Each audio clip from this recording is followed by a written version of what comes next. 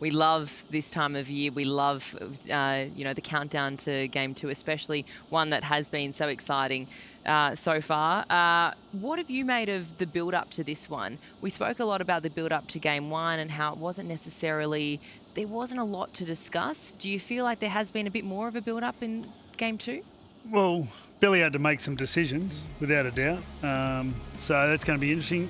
It's going to be interesting if he goes through with starting with that team 1 to 13, I think more so.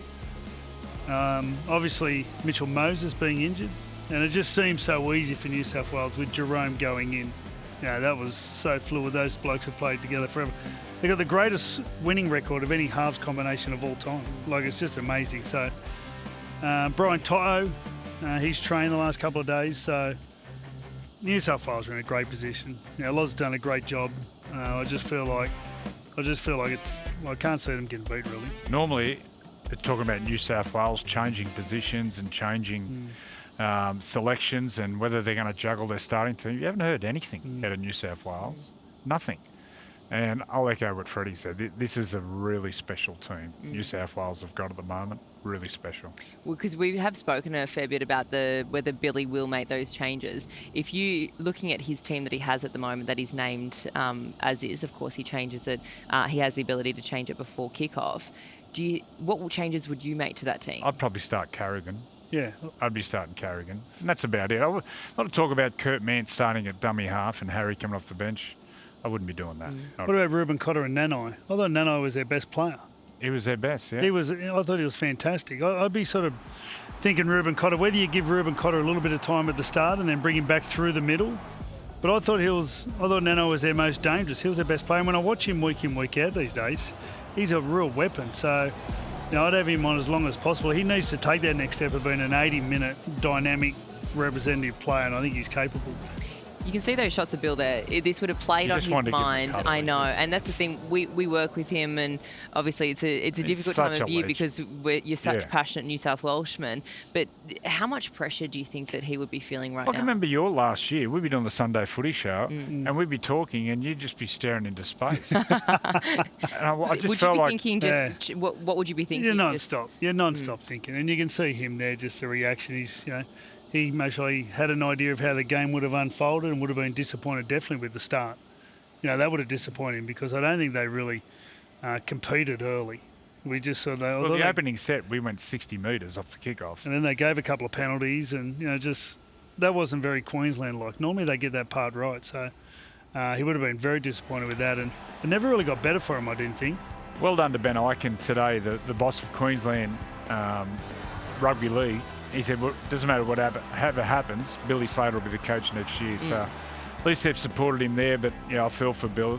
He'd be under all sorts of pressure. But some of those errors, they were cheap errors, just poor discipline.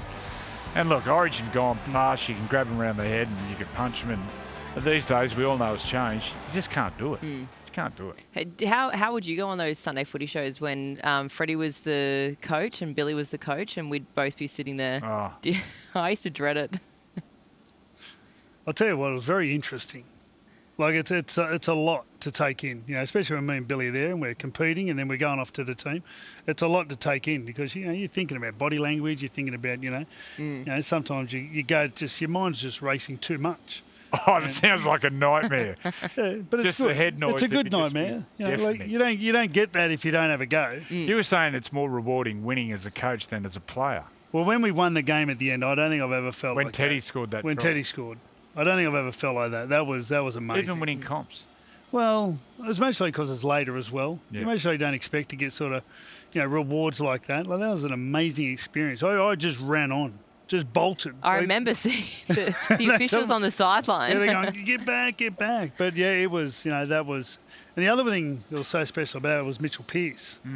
Yeah. I know Mitchell really well, and he's been battered pillar to post during Origin, playing through all those good teams, and got the blame a lot of the time for him to get to play.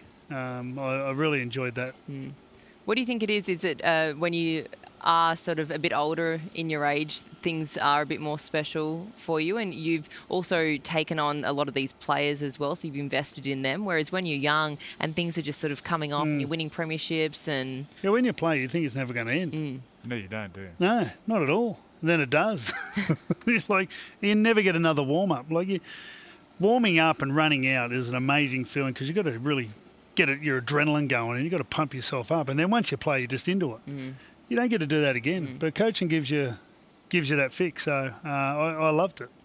And you, both of you as well, you're very fortunate. Not a lot of people in life can experience those emotions and just the ultimate highs of highs and in sport as well. So commentating's good though. I love being in the middle of a stadium. We'll be in the middle of a stadium, 60,000 people. That's a good rush. If you can't feel that as a commentator even, you're in the wrong job. Yeah.